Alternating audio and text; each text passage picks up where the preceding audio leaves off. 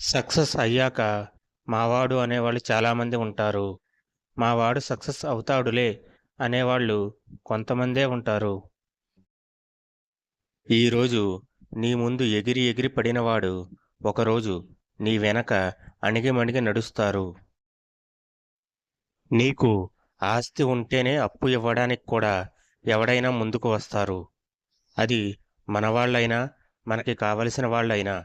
నువ్వు అప్పు అడగవలసిన రోజు వస్తే నీ వెనక ఆస్తిని చూసే ఇస్తారు.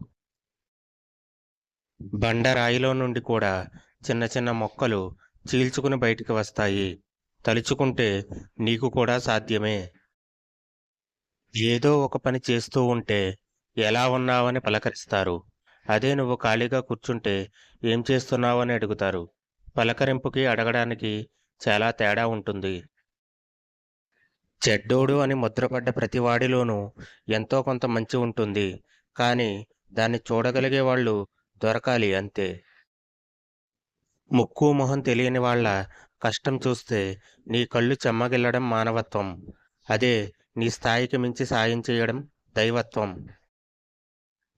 పండగలు వస్తున్నాయి, పోతున్నాయి.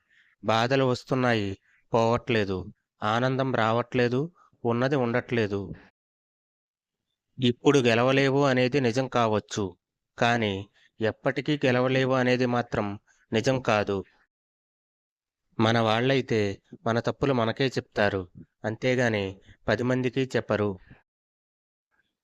తప్పు మనదైతే మనల్ని మించిన లాయర్ ఉండడు. తప్పు పక్కవాడిది అయితే మనల్ని మించిన జడ్జి ఉండడు.